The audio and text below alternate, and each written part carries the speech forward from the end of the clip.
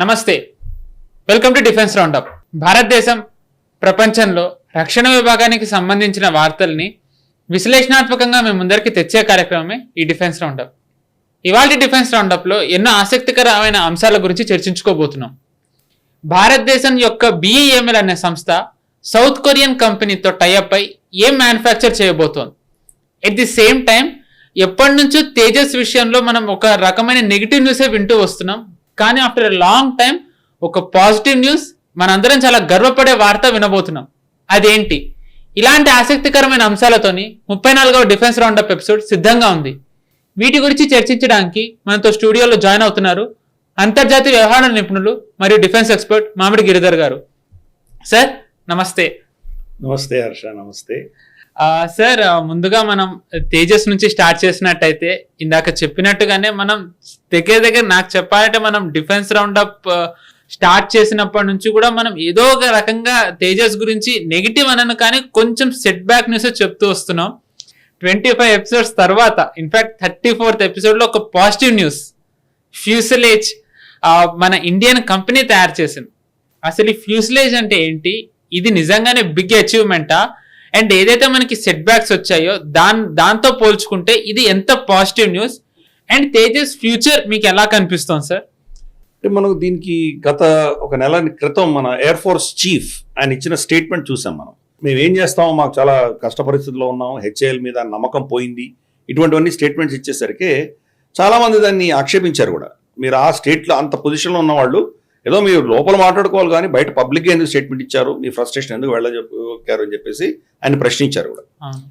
So అప్పుడు మనం చాలా డీటెయిల్గా చర్చించాం అక్కడ ఉన్నటువంటి ప్రాబ్లమ్స్ ఏంటి, GE ఇంజిన్స్ రాకపోవడము, డిలే అవ్వడము, GE ఇంజిన్కి సప్లై చైన్ దెబ్బతినడము. వాళ్ళు ఈరోజు 404 తయారు చేయట్లేదు, వాళ్ళు 414కి వెళ్ళిపోయారు. కానీ మన రిక్వైర్మెంట్ 404 అడుగుతున్నాం. సో దాన్ని మళ్ళీ సప్లై చైన్ రీకిండిల్ చేయాల్సి వచ్చింది వాళ్ళకి. సో సప్లై చైన్ తయారు చేయాలి, వాళ్ళకి ఆర్డర్ ఇస్తే కానీ వాళ్ళు మళ్ళీ ఆ పాతవన్నీ తీసుకొచ్చి మళ్ళీ చేసి ఇవన్నీ చేసి వచ్చేసరికి చాలా డిలే అయిపోయింది. బట్ అబ్నార్మల్గా డిలే. దాంతో మీరు ఏమైనా జో బైడెన్ ప్రభుత్వం అదే పనిగా మనల్ని ఏదో ఒత్తిడిలో తీసుకురావడానికి చేశారా అన్న ప్రశ్నలు కూడా పుట్టినాయి దాంట్లో. మోదీ గారు వెళ్ళొచ్చిన తర్వాత, ట్రంప్ వచ్చిన తర్వాత అది సాఫీగా అయిపోతుంది. ఇప్పుడు ఈ నెల నుంచి మొదలవుతాయి. ఫస్ట్ తేజస్ రోల్అవుట్ మనకి ఏప్రిల్ ఎండ్కి అంతా ఇస్తామని చెప్పి HAL చెప్పింది. కాబట్టి ఈ సప్లై చైన్స్ యొక్క ఇబ్బందులు మనం చాలా డీటెయిల్గా డిస్కస్ చేసాం. ఫస్ట్ టైం మనం చూస్తే కనుక Alpha Tocol Engineering Services Private Limited, ఈ కంపెనీ రేర్ ఫ్యూసలాజ్ అంటే దాని బేసిక్ బాడీ అనమాట. దాంట్లో రేర్ ఫ్యూసలాజ్ అంటే వెనక పార్ట్ ఏదైతే ఉందో దానికి పైన ఉన్నటువంటి ఇవి కావచ్చు, దానికి వింగ్స్ కావచ్చు, దానికి కంబషన్ ప్రాంతాన్ని యొక్క అవుట్లెట్స్ కావచ్చు, దాని వింగ్ కింద రేర్ వింగ్ డిప్లాయ్మెంట్ స్లాట్స్ కావచ్చు, ఈ యొక్క బాడీ ఫ్రేమ్ ని వీళ్ళు తయారు చేసి హ్యాండ్ ఓవర్ చేశారు. హ్యాండ్ ఓవర్ చేస్తున్నప్పుడు ఈవెన్ ఎంత సిగ్నిఫికెంట్ అంటే రాజ్నాథ్ సింగ్ గారు, రక్షణ మంత్రి కూడా వెళ్ళారు అక్కడికి వెళ్ళి దాన్ని మెచ్చుకున్నారు. ఇది చాలా అద్భుతమైన విషయం, చాలా సంతోషం ఇచ్చేటువంటి విషయం అని ఆయన చెప్పారు. ఎందుకంటే గతంలో ఏంటంటే నట్టు బోర్డు దగ్గర నుంచి అన్ని HAL చేసేది, ఏదో కొన్ని చిన్న యాన్సిలరీ యూనిట్స్ ఉండేవి చిన్న వస్తువులు చేయడానికి. కానీ ఇంత మేజర్ కాంపోనెంట్ ఫ్యూసలాజ్నే తయారు చేయడం అన్నది ఎవరికి ఇచ్చేవాళ్ళు కాదు. అది కూడా ఇది private company sir. Correct, private కంపెనీకి ఇవ్వడం అన్నది అద్భుతమైన విషయం. గత 4-5 ఏళ్లుగా ఎప్పుడైతే మన ప్రభుత్వం డిఫెన్స్ రంగంలో ప్రైవేట్ ఎంటర్ప్రెన్యూర్షిప్ వాళ్ళ ఇన్వెస్ట్మెంట్స్ ని స్వాగతించారో, ఇటువంటి క్రిటికల్ కాంపోనెంట్స్ చాలా ఇంపార్టెంట్ పెద్ద అసెంబ్లీలు కూడా వాళ్ళకి ఇవ్వడం అన్నది చాలా అద్భుతమైన విషయం. మనం లాకీడ్ మార్టిన్ కానీ లేదా మనకు ఇతరత్ర అక్కడ ఉన్నటువంటి పెద్ద కంపెనీలు ఏవైతే ఉన్నాయో అమెరికాలో, వాళ్ళందరూ కూడా వాళ్ళ ఫ్యాక్టరీలు అన్ని తయారు చేయరు, అన్ని కూడా అవుట్సోర్స్ చేస్తారు. తెచ్చి అసెంబ్లీ చేయడం ఇవన్నీ చేస్తారు వాళ్ళు. బేసిక్ టెక్నాలజీ వాళ్ళదే, కానీ దాన్ని మొత్తం ఇండస్ట్రీకి ఇచ్చేస్తారు. ఇన్ఫాక్ట్ ఐరనీ ఏంటంటే సార్, మీరు ఫ్యూసలాజ్ అన్నారు, ఇదే ఫ్యూసలాజ్ బోయింగ్ అపాచీది మనం ఇక్కడే తయారు చేస్తాం, టాటా బోయింగ్. కరెక్ట్, భాగ్యనగర్ హైదరాబాద్ లోనే తయారు చేస్తాం అది. కాబట్టి ఈ యొక్క ఎకో సిస్టమ్ తయారవకపోతే ప్రతిదీ HAL చేయాలంటే కనుక సంవత్సరాలు పట్టేస్తుంది. కాబట్టి దీన్ని అవుట్సోర్స్ చేశారు. పైపెచ్చు HAL కూడా ఏం చేసిందంటే ఒక తేజస్ కి సంబంధించింది 3 లైన్స్ పెట్టుకున్నారు వాళ్ళు. బెంగళూరులో ఆల్రెడీ వాళ్ళ ఎగ్జిస్టింగ్ ఫెసిలిటీ సరిపోదని చెప్పేసి ఇంకో లైన్ పెట్టారు. నాసిక్ లో కూడా ఓపెన్ చేశారు. సో ఈ 3 అసెంబ్లీ లైన్స్ లో నుంచి కూడా మనం ఇంకా ప్రొడక్షన్ ఇంక్రీజ్ చేద్దాం అని అన్నారు. ఇప్పుడు GE నుంచి 404 ఇంజిన్స్ రావడం మొదలు పెట్టాక త్వరితగతిని ఇస్తామని అన్నారు. యాక్చువల్లీ మనకు ఎయిర్ ఫోర్స్ నుంచి గతంలో ఇంకొక మాట కూడా విన్నాము, 404 ఇంజన్లు మాత్రమే వీళ్ళు ఇబ్బంది కాదు, వీళ్ళకి ఇంకా చాలా ప్రాబ్లమ్స్ ఉన్నాయి. వీళ్ళకి చాలా కాంపనెంట్స్, వీళ్ళకి ప్రొక్యూర్మెంట్ చాలా డిలే అయిపోయింది. ఈ రోజు 404 ఇంజిన్ వచ్చినా హెచ్ఏఎల్ డెలివరీ చేయడానికి ఇంకా చాలా టైం పడుతుంది వాళ్ళు కామెంట్ చేశారు అప్పట్లో. సో అది చాలా హైయెస్ట్ లెవెల్ దాకా వెళ్ళింది. మనకు ప్రధానమంత్రి దగ్గర నుంచి డిఫెన్స్ కన్సల్టేటివ్ కౌన్సిల్ దాకా వెళ్ళింది. అజిత్ దోవల్ గారు కావచ్చు, వీళ్ళు రాజ్నాథ్ సింగ్ గారు కావచ్చు, వీళ్ళందరూ ఇన్వాల్వ్ అయ్యారు. చాలా సీరియస్గా తీసుకున్నారు ఈ ఇష్యూ. దాంతో హెచ్ఏఎల్ రీసెంట్గా ఒక స్టేట్మెంట్ కూడా ఇచ్చింది. ఈ సప్లై చైన్ ఇష్యూస్ అన్ని కూడా మేము స్మూద్ అవుట్ చేసుకుంటున్నాము, మేము ఇంకా తొందరగా డెలివరీ చేయడం మొదలు పెడతామని చెప్పేసి వాళ్ళు చెప్పారు. ఈ సంవత్సరం 2025లో 12 తేజస్సులు వాళ్ళు డెలివరీ చేయబోతున్నారు. వచ్చే సంవత్సరం నుంచి 20, ప్రతి సంవత్సరం 20 డెలివరీ చేస్తామంటున్నారు. బహుశా అది మనకు సరిపోకపోవచ్చు, ఎందుకంటే మనకు ఇప్పుడున్న రిక్వైర్మెంట్ ఆల్రెడీ 97 ఎంతో మనం ఆర్డర్ ఇచ్చాం. మనం రాబోయే రోజు ఇంకో 80 ఆర్డర్ ఇవ్వబోతున్నాం. సో ఇవి 160, 170 వీళ్ళు తయారు ఇవ్వాలంటే మనకు బహుశా ఒక 10 సంవత్సరాలు పట్టచ్చు మనకి. ఇది మన ఎయిర్ ఫోర్స్ కు సప్లై చేయడానికి ఇంత సమయం పడితే ఎక్స్పోర్ట్ మార్కెట్కి ఏం చేస్తాం? కాబట్టి బహుశా ఇంకా 2-3 లైన్స్ కావాల్సి వచ్చేటువంటి ఆవశ్యకత ఉంది వీళ్ళకి. పైపెచ్చు ఇటువంటిది మనకు ఇది ఆల్ఫా టొకోల్ అన్నటువంటి కంపెనీ లాంటివి కనుక ప్రైవేట్ రంగ సంస్థలు దాంట్లో సిగ్నిఫికెంట్ పార్ట్ కన్నా వాళ్ళు టేక్ ఓవర్ చేయగలిగారంటే ఇంకా త్వరితగతిని వీళ్ళు డెలివర్ చేయొచ్చు. బహుశా వీళ్ళకున్న కెపాసిటీ 20 నుంచి వీళ్ళు 25కి వెళ్ళొచ్చు, 24-25కి వీళ్ళు వెళ్ళొచ్చు. సో ఇంకో కొత్త ప్రైవేట్ లైన్ ఆఫ్ మ్యానుఫ్యాక్చరింగ్ కూడా చేస్తామని అంటున్నారు. కానీ నేవీ ఆ ఎయిర్ ఫోర్స్ ఏం చెప్తుందంటే దాని క్వాలిటీ ఎలా ఉంటుందో ఇవన్నీ కొన్ని ఇష్యూస్ ఉన్నాయి, ట్రాన్స్ఫర్ ఆఫ్ టెక్నాలజీ ఇష్యూస్, ఇబ్బందులు అన్నీ ఉన్నాయని కొంత వాళ్ళు డౌట్ ఎక్స్ప్రెస్ చేశారు. అవన్నీ కూడా ఇంకా చర్చల్లో ఉన్నాయి. బహుశా వచ్చే సంవత్సరం అంతా మనకు అది కూడా ప్రోటోకాల్స్ ఫిక్స్ అవుతాయి. కానీ వీళ్ళు ఇచ్చినటువంటి ఫ్యూసలాజ్ చాలా పాజిటివ్ న్యూస్ ఇది. దీంతో ఇప్పుడు అన్ని ఒక్కటే హెచ్ఏఎల్ మీద డిపెండ్ అవ్వాల్సిన అవసరం లేదు. హెచ్ఏఎల్లో మనకు తెలుసు ప్రభుత్వ రంగ సంస్థ, అక్కడ యూనియన్లు గోవాల పెంట ఎలా ఉంటుందో మనకు తెలుసు, వాళ్ళు టర్న్ అరౌండ్ టైం ఏముంటుంది. ఎందుకంటే దానికోసమే ఉన్న రఫాయిల్లో కూడా హెచ్ఏఎల్ వాళ్ళు ఆఫ్ సెట్ పార్ట్నర్ గా తీసుకోలేదు, వాళ్ళు అనిల్ అంబానీ గ్రూప్ ని తీసుకున్నారు. వాళ్ళు అది అప్పుడు ఎంత కాంట్రవర్సీ ఏందో రాహుల్ గాంధీ ఏం చేసాడో మనం చూసాం. మనం అనిల్ అంబానీకి టెక్నాలజీ తెలీదు, ఓన్లీ బిజినెస్ పార్ట్నరే, మిగతా అంతా వాళ్ళే రన్ చేసుకున్నారు. రఫాయిల్ డసాల్టే రన్ చేసుకున్నారు. అవి ఇది చాలా సులభం. మనం ఏం చెప్పామంటే మినిమం 75 to 80% ఆన్ ఎయిర్ మాకు అష్యూరెన్స్ ఇవ్వమని అడిగాం. అంటే కింద గ్రౌండ్ అయిపోయి రిపేర్లకు కూర్చొని ఉంటే దాని లాభం ఏంటి? నా దగ్గర 10 ఎయిర్ క్రాఫ్ట్స్ ఉన్నాయి కానీ దానిలో 5 రిపేర్లు ఉంటే నాకు ఏం లాభం దానివల్ల? కాబట్టి చాలా high percentage of operational capability అనేది మనం అడిగాం. అది హెచ్ఏఎల్ ఇచ్చే పరిస్థితులు లేదు. అది వీళ్ళకు ఉన్నటువంటి 5 కాగానే కార్డు కొట్టేసి వెళ్ళిపోయేటువంటి కల్చర్ గతంలో ఈ కమ్యూనిస్ట్ యూనియన్లు గోలా దాన్ని భ్రష్టు పట్టించాయి. మోదీ గారు వచ్చిన తర్వాత దాన్ని ఎఫిషియెంట్ చేశారు. దాన్ని ఇప్పుడు మనం చాలా ఇంప్రూవ్ అయింది. కానీ ప్రైవేట్ రంగ సంస్థల్లో ఈ టార్గెట్ కమిట్మెంట్స్ తో పనిచేసే సంస్థలకు కంపేర్ చేస్తే కానీ ఇప్పుడు కూడా చాలా ఇంప్రూవ్ అవ్వాల్సి ఉంది హెచ్ఏఎల్. కానీ మన దేశంలో అదే పెద్ద ప్రీమియర్ ఏరోనాటిక్స్ సంబంధించి అదే మాక్సిమం కాబట్టి అక్కడ తప్పదు మనకు. వాళ్ళు ఇప్పుడు ర్యాంప్ అప్ చేస్తున్నారు. డిలే అయింది, సంవత్సరాల డిలే అయింది, కానీ ఇప్పుడు పాజిటివ్ రిజల్ట్స్ మనం చూస్తున్నాం మెల్లిమెల్లిగా. ఆ పంథాలోనే ఈ ప్రైవేట్ కంపెనీ ఫ్యూసలాజ్ ఇవ్వడం అన్నది అట్లీస్ట్ ఓకే, వెనక భాగం ఇచ్చారు. వెనక భాగం యాక్చువల్లీ మోర్ కాంప్లికేటెడ్. ముందర మనకు only entry, exit, cockpit, చేంబరు, of course దీంట్లో కాంపోనెంట్స్ అన్ని ఎక్కడి నుంచో తీసుకొచ్చి పెడతారు. బేసిక్ ఫ్యూసలాజ్ తయారు చేయడం, వెనక side rare side is more complicated. Aerodynamics దానికి ఎలా ఉండాలి, దానికి ఎందుకంటే గాలి కట్ చేసుకుంటూ వెళ్ళినప్పుడు స్మూత్ గా వెళ్ళిపోవాలి. అక్కడ అబ్స్ట్రక్షన్స్ ఉందంటే కనుక అది మళ్ళీ దాన్ని డ్రిఫ్ట్ చేస్తుంది, దాన్ని స్టేబుల్ గా ఉంచదు ఎయిర్ క్రాఫ్ట్ ని. కాబట్టి అంత పర్ఫెక్ట్ సిమెట్రీ తోటి చేయడం, మెటలర్జీ, ఆ హీట్ లో, ఆ స్పీడ్ లో దాన్ని తట్టుకోగలగడం, దానికి మెటాలిక్ స్ట్రెయిన్ అంటారు, స్ట్రెయిన్ వస్తే క్రాక్స్ వస్తాయి దాంట్లో, అవన్నీ లేకుండా చేయడం, ఇది చాలా ఇంజనీరింగ్ తో చాలా టెక్నాలజీతో కూడినటువంటిది. చేసేది ఒక బాడీ ఫ్రేమే కానీ దాని యొక్క స్ట్రక్చరింగ్, దాని యొక్క ఇంజనీరింగ్ కేపబిలిటీ అంత సులభమైన విషయం కాదు అది. అందుకని వీళ్ళు ఆల్ఫా టొకోల్కి, హెచ్ఏఎల్కి, వీళ్ళనిద్దరిని సమర్థించిన ప్రభుత్వానికి అందరు కూడా మనం అభినందనలు తెలుపుతాం. రైట్ సార్, నిజంగానే మీరు అన్నట్టుగా తేజస్కున్న ఒక పెద్ద, అంటే హెచ్ఏఎల్కి ఉన్న ఒక పెద్ద ఛాలెంజ్ ఏంటంటే కొత్తవి ఇవ్వడమే కాదు, ఆల్రెడీ మన చెప్తూనే వచ్చాం, మన స్క్వాడ్రన్స్ తగ్గిపోతున్నాయి, మిగ్ ఇవన్నీ కూడా అవుట్డేట్ అవుతున్నాయి. సో వీళ్ళు కొత్తవి ఇస్తూ దీన్ని కూడా బ్యాలెన్స్ చేస్తూ ఉండాలి. సో నిజంగానే వీళ్ళకి చాలా జెజాంటిక్ టాస్క్ ఉంది. లెట్స్ హోప్ వీళ్ళు నిజంగానే దీన్ని ఓవర్కమ్ చేసి మళ్ళీ నిజంగా మన ఎయిర్ ఫోర్స్ ని స్ట్రెంగ్తెన్ చేస్తారని కోరుకుందాం. రైట్ సార్, మనం నెక్స్ట్ అంశంలోకి వెళ్ళినట్టయితే కనుక మనం ఇప్పటివరకు తేజస్ ఫ్యూసలాజ్ గురించి మీరు చెప్పారు, కానీ ఇంకొక న్యూస్ ఏంటి అంటే తేజస్ కి సంబంధించింది. సక్సెస్ఫుల్ గా తేజస్ ఆస్త్రా మిసైల్ ని ఫైర్ చేసింది. అంటే మిసైలే కదా ఫైర్ చేయడం అనేది చాలా చిన్నగా కనిపించవచ్చు, కానీ ఇంటిగ్రేషన్ ఇది కూడా చాలా కష్టం అని అంటారు. సో ఇలాంటి టైంలో ఆ ఒక ఇండిజినస్ మన ఫైటర్ ఎయిర్క్రాఫ్ట్ నుంచి మనం తయారు చేసిన మిసైల్ ని ఫైర్ సక్సెస్ఫుల్ గా చేయడం అనేది ఎలా చూస్తారు సార్ మీరు? యాక్చువల్గా మనకు మన ఆర్మ్డ్ ఫోర్సెస్లో ఎస్పెషలీ మన ఎయిర్ ఫోర్స్లో కావచ్చు లేదా నేవీలో కావచ్చు ఒక హోమోజినియస్ అంటే అన్నిటినీ అనుసంధానం చేసేటువంటి ఒకటే సోర్స్ నుంచి మనం తెచ్చుకోవట్లేదు. అవును, కిచిడి చేసాం మనం. కొంత మనకు రష్యా నుంచి వచ్చాయి, కొంత ఫ్రాన్స్ నుంచి వచ్చాయి, కొంత జర్మనీ నుంచి వచ్చాయి, కొన్ని యూకే, ఇటలీ, యుఎస్ఏ, కొరియా, ఇలా చాలా దగ్గర నుంచి మనం సోర్స్ చేసుకుంటున్నాం. ఇంతటి ఏమవుతుందంటే ఒక్కొక్క టెక్నాలజీ డిఫరెంట్ ఉంటుంది. వీటిని అనుసంధానం చేయడం కష్టం. ఒకరి స్టాండర్డ్స్ వేరే ఉంటాయి, వీళ్ళ స్టాండర్డ్స్ వేరే ఉంటాయి. ఫర్ ఇన్స్టెన్స్ మన గతంలో ఐఫోన్కి వేరే పిన్ ప్లగ్ ఉండేది, మనకు మిగతా మన OnePlus ఇటువంటి చైనీస్ వాటికి వేరే ఉండేది, ఇంకేదో వాటికి వేరే ఉండేది.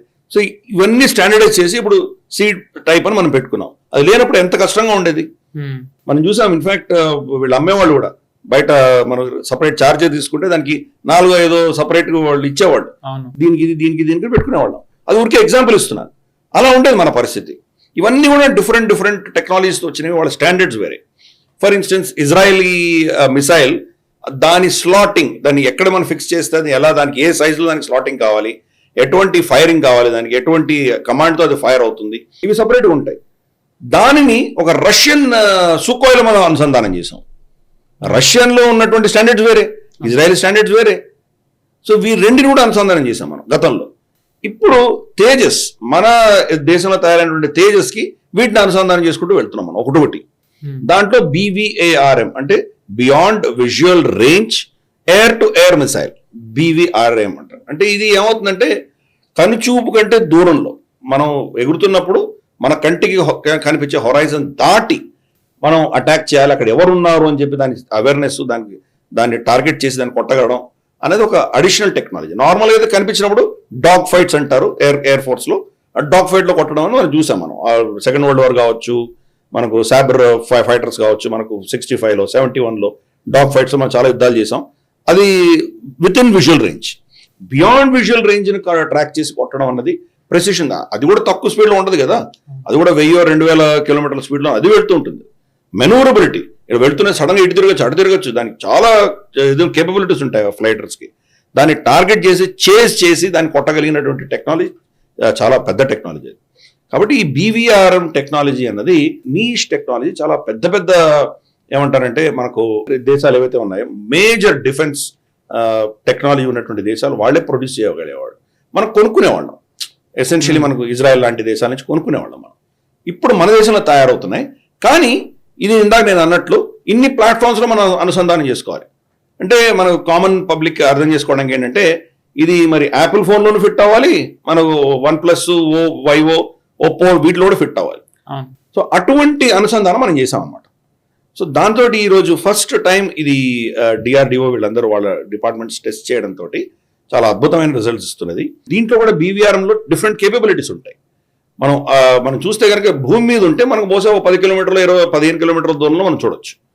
అదే పైకి వెళ్ళడం మొదలు పెట్టామంటే కొండ మీద, తిరుపతి కొండకి వెళ్ళాం, అక్కడి నుంచి చూస్తే ఇంకా చాలా దూరం కనిపిస్తుంది మనకి. బహుశా 30 కిలోమీటర్ల దాకా చూడొచ్చు మనం. ఇంకా ఎయిర్ క్రాఫ్ట్లో వెళ్తే కానీ ఇంకా దూరం కనిపిస్తుంది మనకి. కాబట్టి పైకి వెళ్లే కొద్దీ విజువల్ రేంజ్ పెరుగుతూ ఉంటుంది. కాబట్టి దాని తర్వాత బియాండ్ విజువల్ రేంజ్ మనం టార్గెట్ చేస్తున్నాం. కాబట్టి ఇంతటి ఎయిర్ క్రాఫ్ట్ తేజస్ కానీ, సుఖోయ్ కానీ, మిగ్ కానీ ఇవి టేక్ ఆఫ్ చేసినాయంటే అది చాలా ఎత్తులో ఉంటాయి, 15 కిలోమీటర్ల ఎత్తులో అలా ప్రయాణం చేస్తుంటాయి. వాటికి ఉన్నటువంటి విజన్ ఎంతవరకు ఉందో అంతవరకు విత్ ఇన్ విజువల్ రేంజ్ వాళ్ళు ట్యాకిల్ చేయగలరు. దాన్ని దాటి వాళ్ళు కొట్టాలంటే కనుక ఇటువంటి టెక్నాలజీ కావాలి. కాబట్టి అటువంటి టెక్నాలజీని మన ఇండిజినస్ భారతదేశంలో తయారైనటువంటి తేజస్కి అనుసంధానం చేయడం అన్నది చాలా అద్భుతమైనటువంటి ఒక మంచి ఒక స్ట్రాటజిక్ చేంజ్ మనం చూస్తున్నాం. గతంలో మనం ఇంపోర్ట్ చేసుకునే వాళ్ళం, పట్టించుకునే వాళ్ళం కాదు. ఫస్ట్ మిసైల్ మనమే తయారు చేస్తున్నాం, ఎయిర్ క్రాఫ్ట్ మనమే తయారు చేస్తున్నాం, ఈ రెండింటిని అనుసంధానం చేసుకుంటున్నాం. ఇది చాలా పెద్ద విషయం కింద నేను భావిస్తాను. ఎందుకంటే మనకు ఈరోజు ఉన్న థ్రెట్స్ మనం చూసామంటే సరిహద్దు దాటితే పేల్చేయడానికి వాళ్ళందరి దగ్గర రెడార్స్ ఉన్నాయి. మన శత్రువులు అందరి దగ్గర రెడార్స్ ఉన్నాయి. రెడార్ బట్టి వాళ్ళు మిసైల్స్ ఫైర్ చేస్తారు, కొడతారు వాళ్ళు. మనం మన దేశంలోనే ఉంటూ, మన సరిహద్దుల్లోనే ఉంటూ వాళ్ళని కొట్టగలగాలి. ఇప్పుడు మనం ఫర్ ఇన్స్టెన్స్ బఠిండా, అమృత్సర్ అక్కడ ఎగురుతున్నాం మనం. అక్కడి నుంచి వాళ్ళ మొత్తం పాకిస్తాన్ అంటే అఫ్ కోర్స్ 100 కిలోమీటర్లు 120-150 కిలోమీటర్ల వరకు చూడొచ్చు మనం ఐసైటే కనిపిస్తుంది. బియాండ్ దట్ 100 కిలోమీటర్స్ నుంచి దూరం ఉన్నదంతా beyond visual range. Okay. So పరాచినార్లో కొట్టాలి, లేదా చమన్లో కొట్టాలి, లేదా ఇంకెక్కడో చగాయిలో కొట్టాలి, రైట్, లేదా గోడర్లో కొట్టాలి. ఇవన్నీ కొద్దిగా విజువల్ రేంజ్ కంటే దూరం ఉంటాయి. మన సరిహద్దు దాటకుండా వీళ్ళు కొట్టగలగాలి. సో అటువంటి శక్తి మనం ఈరోజు తేజస్కి ఇస్తున్నాం మనం. అందుకని డిఫరెంట్ రేంజెస్ ఉంటాయి దీనికి. 100 కిలోమీటర్స్ రేంజ్ ఒక వర్షన్ ఉంది వీళ్ళకు. అలాగే మీడియం రేంజ్ వెళ్తున్నప్పుడు 30 అడుగుల ఎత్తులో వెళ్తున్నప్పుడు కొట్టేటువంటి డిస్టెన్స్ కి వేరే కేపబిలిటీ ఉంటుంది. సముద్రం మీద వెళ్తుంటే అంటే ఆల్మోస్ట్ సముద్రానికి ఆనుకొని భూమి ఆనుకొని చాలా లో ఫ్లయింగ్ ఉన్నప్పుడు 30 కిలోమీటర్ల కంటే ఎక్కువ చూడలేము. సో 30 కిలోమీటర్ల దూరం కొట్టగలిగినటువంటివి ఇటువంటి దానికి కెపాసిటీస్ ఉన్నటువంటి సపరేట్ వర్షన్స్ ఉన్నాయి దీనికి. అవన్నీ కూడా దీంట్లో అనుసంధానం చేసాం మనం. సో తేజస్ ఇప్పుడు రోల్ అవుట్ అవడం మొదలెట్టాక ఇవన్నీ కూడా దాంట్లో పెట్టబోతున్నాం మనం. అంటే దాంట్లో ఫర్ ఇన్స్టెన్స్ బ్రహ్మోస్ని అనుసంధానం చేయాలి, ఇటువంటి బియాండ్ విజువల్ రేంజ్ అనుసంధానం చేయాలి. తర్వాత రేపటి రోజు మనకు హ్యామర్ లాంటివి ఇటువంటివి ఏవైతే ఉన్నాయి, మనకు బాలకోట కొట్టినటువంటివి, ఇటువంటి కొన్ని బంకర్ బస్టర్స్ లాంటివి అవి అనుసంధానం చేసుకోవాలి. కాబట్టి ఇవన్నీ కూడా గతంలో ఎవరో వచ్చి చేసేవాళ్ళు, మనకు వాళ్ళ ఎక్విప్మెంట్స్ని ఇంకేదో దేశం ఎయిర్క్రాఫ్ట్స్లో మనం చేసుకునేవాళ్ళం. అది ఇండిజినైజ్ చేయడం అన్నది చాలా పెద్ద విషయం. కాబట్టి ఆత్మనిర్భరత దృష్ట్యా ఈ యొక్క అచీవ్మెంట్ని మనం అందరం కూడా సంతోషించాల్సింది, హర్షించాల్సింది. వీళ్ళందరినీ కూడా మనం అభినందించాలి. Correct sir. నిజంగానే అంటే ఇప్పటివరకు మీరు తేజస్ చెప్పారు, బట్ నిజంగానే ఫస్ట్ ఇది ఆస్త్రాని ఒక రష్యన్ మేడ్ ఫైటర్ జెట్ లో సక్సెస్ఫుల్ గా ఇంటిగ్రేట్ చేసి తర్వాత మన దానికి చేశారు. సో మీరు అన్నట్టు ఆ కిచడీలోనే నిజానికి మన వాళ్ళు ఫస్ట్ సక్సెస్ అయ్యారు. వాళ్ళు దాంట్లో అంటే టఫ్ దాంట్లో ఫస్ట్ వాళ్ళు చేసి తర్వాత ఈజీ దానికి వచ్చారు. సో రియల్లీ చెప్పాలంటే ఇది ఒక ఎగ్జాంపుల్ వాళ్ళ కేపబిలిటీ. జుగాడ్ ఎక్స్పర్టీస్ అంటాం కదా మనం, భారతదేశం జుగాడ్ ఎక్స్పర్టీస్. కానీ అది యాక్చువల్గా ఒక విధంగా చూస్తే కనుక అది it's not a great thing. ఇప్పుడు ఫర్ ఇన్స్టెన్స్ నేటో కానీ లేదా మనకు వీళ్ళవి ఏవైతే ఉంటాయో, మీకు యూకే నుంచి తీసుకొని ఫ్రాన్స్, ఇటలీ, నేటోలో ఉన్న మెంబర్స్ అందరూ, అమెరికా, ఆస్ట్రేలియా, జపాన్, వీళ్ళందరూ అఫ్కోర్స్ జపాన్ నేటోలో లేదు కానీ బట్ ఈ వెస్టర్న్ పవర్స్ అన్ని కూడా వాళ్ళ ఎక్విప్మెంట్ అన్ని కంప్లీట్ సీమ్లెస్ గా ఉంటాయి, ఇంటిగ్రేట్ అయిపోయి ఉంటాయి. కానీ మనం ఇన్ని టెక్నాలజీస్ తీసుకొని ఇంటిగ్రేట్ చేయడం అనేది చిన్న విషయం కాదు. జుగాడ్ టెక్నాలజీలో మనల్ని మించిన వాడు ఎవరు లేడు ప్రపంచంలో. కరెక్ట్. అండ్ అఫ్ కోర్స్ మనం ఛానల్లో కాపీ చేయం, తీసుకున్నా కానీ మనం ఓన్ గా ఇంప్రూవ్ చేసుకుంటాం. కరెక్ట్. సో నిజంగానే sir kudos to our entire team who are working on it. నిజంగా చెప్పాలి అంటే సరే. సో ఇందాక మన నెక్స్ట్ అంశంలోకి వెళ్ళినట్టయితే మీరు ఇందాక ఎనిమీ రేడార్ల గురించి చెప్పారు. ఎనిమీ మన వెపన్స్ ని, మన ఎయిర్ క్రాఫ్ట్స్ ని ఎలా అయితే డిటెక్ట్ చేస్తుందో మనకు కూడా అలాంటివి చాలా ఇంపార్టెంట్, ఎస్పెషల్లీ బాలాకోట్ దయిన తర్వాత. సో దాన్ని దృష్టిలో పెట్టుకునే గవర్నమెంట్ రీసెంట్లీ ఒక టెండర్ ఇచ్చింది, అంటే అశ్విని రేడార్స్ ని ప్రొక్యూర్ చేయాలి అని చెప్పి. సో ఈ అశ్విని రేడార్స్ అనేవి ఎంత ఇంపార్టెంట్ సార్? అంటే మీరు ఇందాకే అన్నారు ఆత్మనిర్భర్ అని చెప్పి. ఒకప్పుడు మనం నిజానికి ఇప్పుడు కూడా కొన్ని ఫారెన్ కంపెనీస్ తీసుకుంటున్నాం, బట్ రేడార్స్ లో చూసుకున్నట్టయితే కనుక ఎక్కువ మనం ఇండిజినస్ వే, ఇన్ఫాక్ట్ చెప్పాలంటే మేడ్ ఇన్ ఇండియా అనే మాత్రమే కాదు, మనమే డెవలప్ చేస్తున్న వాటిల్లో చాలా ఉన్నాయి. అందులో అశ్విని రేడార్ ఒకటి. ఈ అశ్విని రేడార్ ఎలాంటి రోల్ పోషిస్తుందని మీరు అనుకుంటున్నారు? అండ్ మనకి ఏవైతే ఛాలెంజెస్ ఉన్నాయో వాటిని ఓవర్కమ్ చేయడంలో కానివ్వండి, లేకపోతే ఆ దృష్ట్యా చూసుకున్నట్టయితే ఇది ఎంతవరకు సక్సెస్ అవుతుందని మీరు అనుకుంటున్నారు సార్? అంటే మనకు కొన్ని గ్యాప్స్ ఉన్నాయి. గతంలో ఆఫ్ కోర్స్ మన రేడార్ టెక్నాలజీ అంతా ఇంపోర్ట్ చేసుకునే వాళ్ళము. ఇంపోర్ట్ చేసుకుని దాన్ని ఏదో ట్రాన్స్ఫర్ ఆఫ్ టెక్నాలజీ అనో లేదా మనకేదో వాళ్ళ అండర్ లైసెన్స్ మనం ఏదో కొంత తయారు చేసుకున్నాం గతంలో. ఈ రోజు భారతదేశంలో ఉన్నటువంటి 2 మేజర్ టెక్నాలజీస్, ఈ రోజు మనం ఎవరి మీద ఆధారపడకుండా మనమే తయారు చేసుకోగలిగినటువంటి శక్తి 2 మేజర్ వర్టికల్స్ ఉంది. అఫ్కోర్స్ చిన్న చిన్న కాంపొనెంట్స్ మనం మెల్లిమెల్లిగా చేసుకుంటున్నాము. మేజర్ వర్టికల్స్ ఒకటి missile technology, thanks to Bharat Ratna Abdul Kalam గారు. 2 మన కమ్యూనికేషన్ టెక్నాలజీ, రెడార్స్ కావచ్చు, కమ్యూనికేషన్స్ కావచ్చు, వీటిలో మనం చాలా ఆత్మనిర్భరత సాధిస్తున్నాం. మనం లిటరల్గా మనం ఇదంతా కూడా మన అధీనంలోనే ఉన్నాయి. కానీ కొన్ని గ్యాప్స్ ఉన్నాయి వాటిల్లో కూడా. వాటిని పూడ్చే ప్రయత్నంలోనే ఈ అశ్విని రెడార్ అన్నది ఇంట్రొడ్యూస్ అయింది. ఇది కంప్లీట్ గా లో లెవెల్ ఫ్లైయింగ్, మనకు డ్రోన్స్ లాంటివి లేదా ఈవెన్ హెలికాప్టర్స్ కావచ్చు, లేదా మనకు ఈవెన్ కొన్ని ఫ్లైట్స్ ఏం చేస్తాయంటే భూమిని ఆనుకుని వెళ్తాయి. రెడార్ దొరకకూడదు అని చెప్పేసి వాళ్ళు ఏం చేస్తారంటే, మనకు రెడార్ ఎలా ఉంటుంది, అది విజువల్ రేంజ్ ఉండాలి. రెడార్ ఇట్లా పెట్టామంటే అది హొరైజన్ పైన ఎగురుతున్న చూస్తుంది, హొరైజన్ లెవెల్లో వచ్చేది పట్టడం కష్టం. అంటే లాస్ట్ ఆల్మోస్ట్ దగ్గరకు వచ్చాక డిటెక్ట్ చేయగలదు, కానీ ఇట్స్ టూ లేట్. మనం ఆ లో లెవెల్లో ఉన్నవి డిటెక్ట్ చేయడానికి కొంత మనకి గ్యాప్స్ ఉన్నాయి. ఆ గ్యాప్ ఫిల్ చేయడానికి లో లెవెల్ ట్రాన్స్పోర్టబుల్ రెడార్, LLTR అని దాని డెఫినేషన్. అది దాన్ని అశ్విని అని పిలుస్తారు. అది ఆఫ్ కోర్స్ ఇంకా నా అంచనా ప్రకారం బహుశా ఇంకా నక్షత్రాల పేర్లు పెడతారు దీని నెక్స్ట్ వర్షన్స్ అన్ని కూడా భరణి కృతిక ఇవన్నీ వస్తాయని నేను అనుకుంటున్నాను నేను. బట్ ఎనీవే ఈ గ్యాప్ ని ఫిల్ చేస్తున్నాం ఇప్పుడు. ఎస్పెషల్లీ ఇప్పుడు డ్రోన్ థ్రెట్ అన్నది ప్రపంచవ్యాప్తంగా విపరీతంగా ఉన్నది. మనం చూసాం, మనం అర్మేనియా అజర్బైజాన్ యుద్ధం తర్వాత ఇది ఎంత దారుణంగా ఉందో. ఫైనల్ గా మనం ఈవెన్ యుక్రెయిన్ రష్యా యుద్ధంలో కూడా చూస్తున్నాం. క్రెమ్లిన్ మీదే అటాక్ చేయగలిగారు వాళ్ళు. ఇప్పుడు మాస్కోలో వెళ్ళి అటాక్ చేశారు. మధ్యలో చాలా ఊర్ల మీద దాడులు జరిగినాయి. అలాగే ఈవెన్ వీళ్ళు కూడా మనకు హజ్బుల్లా కూడా వాళ్ళ డ్రోన్స్ పంపించి ఇజ్రాయలీ స్థావరాల మీద నుంచి వెళ్ళి మొత్తం వీడియో ఫుటేజ్ రిలీజ్ చేశారు వాళ్ళు. కాబట్టి డ్రోన్స్ అన్నది ఈరోజు రాడార్ డిటెక్ట్ చేయడం చాలా కష్టము, వాటిని న్యూట్రలైజ్ చేయడం చాలా కష్టం. కాబట్టి మన ఫోకస్ అంతా దాని మీదే మనం పెట్టాం. ఇన్ఫాక్ట్ ప్రతిసారి నువ్వు అంటుంటావు కదా మనం చేసేదంతా డ్రోన్ యుఏఈ సిరీస్ చేస్తున్నామని. ఎందుకు దానికోసం క్రూషియల్ అది. తప్పకుండా మనం ఇవన్నీ కూడాను రాబోయే emerging technologies and emerging challenges మీద ఫోకస్ పెడుతున్నాం మనం. అందుకని అశ్విని చాలా క్రూషియల్ ఇది లో ఫ్లయింగ్ వాటర్ అన్నిటి కూడా డిటెక్ట్ చేయగలదు. అల్టిమేట్ గా వీళ్ళు ఏం చేస్తారంటే integrated air force command and control system ఒకటి ఉంది వాళ్ళది. సో మల్టిపుల్ సోర్సెస్ నుంచి వాళ్ళకి ఇన్ఫర్మేషన్ వస్తుంది. ఆ ఇన్ఫర్మేషన్ ఎలా అర్థం చేసుకోవాలి. దీంట్లో ఒక పెద్ద మేజర్ ప్రమాదం ఏముందంటే వస్తువు కనిపిస్తుంది, అది మనదా శత్రుదా తెలుసుకోవడం చాలా కష్టం. ఫ్రెండ్ ఆర్ ఫో అంటారు, ఎఫ్ఓఎఫ్ అంటారు. ఎఫ్ఓఎఫ్ టెక్నాలజీ చాలా క్రూషియల్.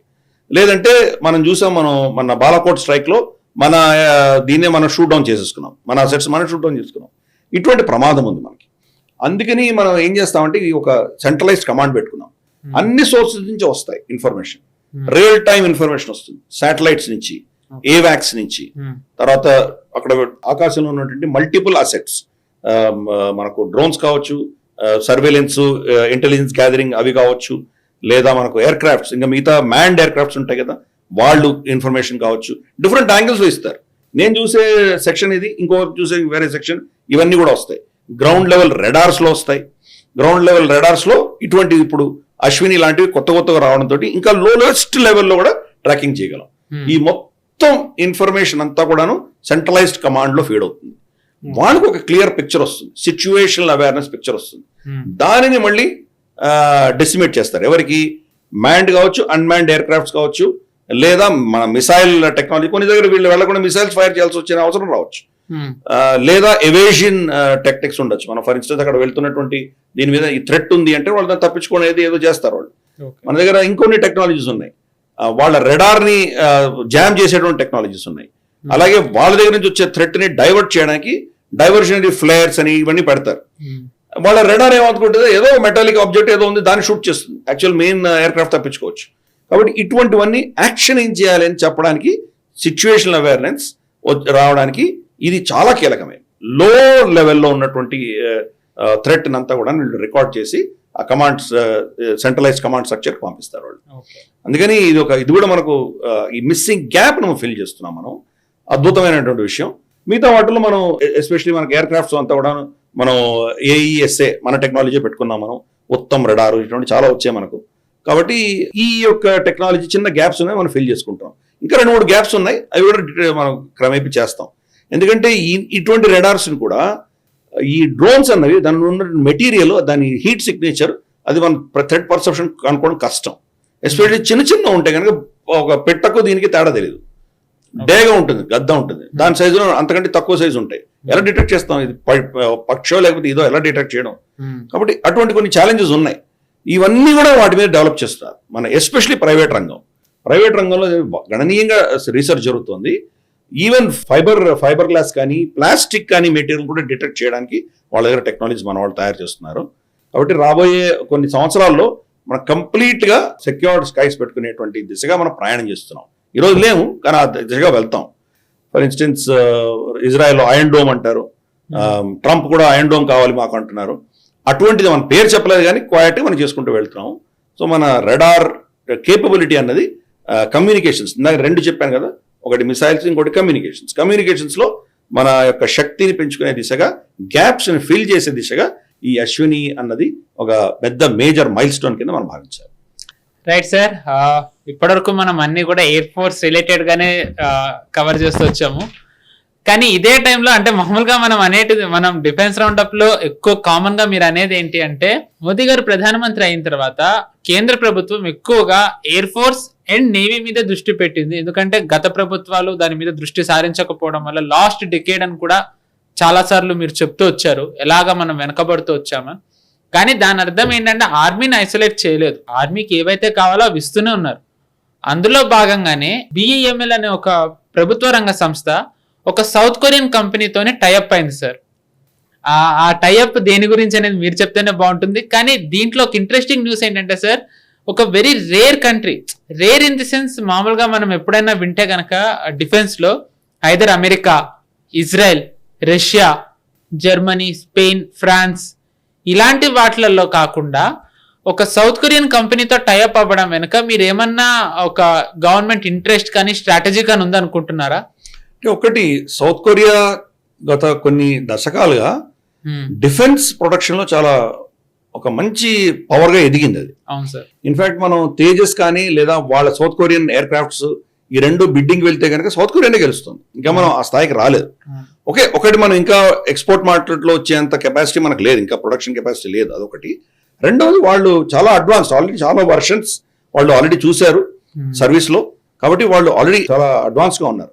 మనం కొరియా దగ్గర నుంచి ఈవెన్ ఫీల్డ్ గన్స్ కొనుక్కుంటున్నాం, మనం హోవిట్జర్స్ వజ్రా ఇవన్నీ కొనుక్కుంటున్నాం, మనం K9 వజ్రా ఇటువంటి కొనుక్కుంటున్నాం, వాళ్ళ టెక్నాలజీ తీసుకొని చేస్తున్నాం మనం. కాబట్టి చాలా రంగాల్లో కొరియా చాలా అద్భుతమైనటువంటి నైపుణ్యం వాళ్ళ దగ్గర ఉంది.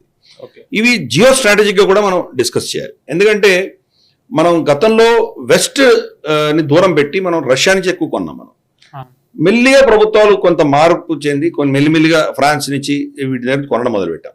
ఎస్పెషలీ మనకు ఫ్రాన్స్, రష్యా తర్వాత మేజర్ పార్ట్నర్ గా ఫ్రాన్స్ ఉంది. అమెరికా ఇప్పుడు ఒత్తిడి చేస్తుంది మనం కొనమని. అపాచేలు, చినాకులు ఇటువంటివో కొన్నాం వాళ్ళ దగ్గర. అలాగే మనకు 777 గన్స్ కొన్నాము, కొన్ని అంశాలు కొన్నాం మనం.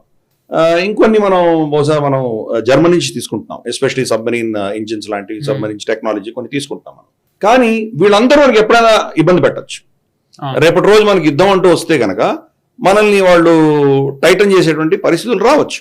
అమెరికా ఆల్రెడీ చేసింది చెప్తున్నారు. కరెక్ట్. అందుకని దాంతో మనం నెక్స్ట్ ఆల్టర్నేటివ్ ఏంటి, దీనికి భిన్నంగా ఉన్నవి ఏవో చూడాలి. అన్ఫార్చునేట్ గా వీళ్ళందరూ కూడా అమెరికన్ అలైసే, కానీ వాళ్ళలో కూడా ఫ్రాన్స్ ఫర్ ఇన్స్టెన్స్ మన పక్షాన్ని నిలిచింది. ఫ్రాన్స్ ఆ కూటమిలో ఉన్నా కానీ కూడా వాళ్ళు ఒక ఇండిపెండెంట్ గా ఒక ఆలోచన ఉండాలి అన్నటువంటి ప్రయత్నాలు వాళ్ళు చేస్తున్నారు. సక్సెస్ అవ్వలేదు, ఎందుకంటే అమెరికా కూటమిలో ఉన్నారు కాబట్టి.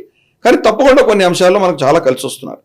ఇన్ఫాక్ట్ ఈ రోజు యునైటెడ్ నేషన్స్ సెక్యూరిటీ కౌన్సిల్లో మనకు వ్యతిరేకంగా ఎటువంటి రెజల్యూషన్ వచ్చినా రష్యా కూడా సమర్థిస్తుందో లేదో మనకు 100% చెప్పలేం, కానీ తప్పకుండా ఫ్రాన్స్ మనం సమర్థిస్తుంది. ఫ్రాన్స్ ఫస్ట్ వీటో చేస్తుంది, తర్వాత యూకే కావచ్చు, మనకు యుఎస్ఏ కావచ్చు, రష్యా కావచ్చు, వీళ్ళు తర్వాత వస్తారు.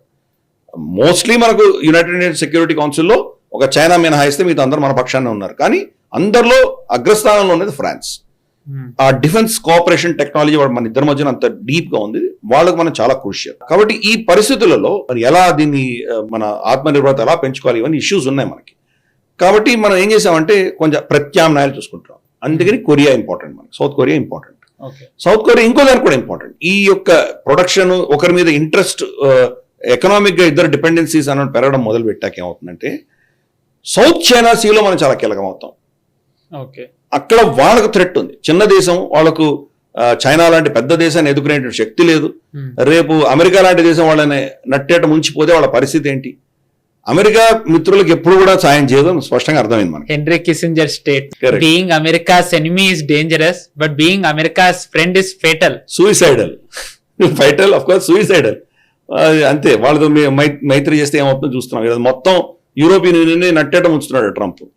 కాబట్టి అటువంటి పరిస్థితి కొరియాకి వస్తే వాళ్ళు ఎవరి దగ్గరికి వెళ్తారు? అండ్ ఎస్పెషల్ నార్త్ కొరియా ఉండనే ఉంది. నార్త్ కొరియా ఓన్లీ పప్పెట్, దాన్ని వాడుకుంటోంది చైనా. కాబట్టి చైనా డైరెక్ట్ యుద్ధం చేయదు, నార్త్ కొరియాను వాడుకుంటుంది. ఈ థ్రెట్స్ ని హ్యాండిల్ చేయాలంటే వాళ్ళు కూడా ప్రత్యామ్నాయం కావాలి. ఈరోజు ఫిలిప్పైన్స్ మన దగ్గర బ్రహ్మోస్ ఎందుకు కొంటుంది, వియట్నాం ఎందుకు మనతో చర్చిస్తోంది బ్రహ్మోస్ కొనడానికి. ఇవన్నీ కూడా ఏంటంటే అక్కడ సౌత్ చైనా సీలో ఒక కీలకమైనటువంటి పాత్ర మనం పోషించాలి. కాబట్టి సౌత్ కొరియాని వాళ్ళ డిఫెన్స్ రంగాన్ని మనం అనుసంధానం చేసుకుంటున్నాం.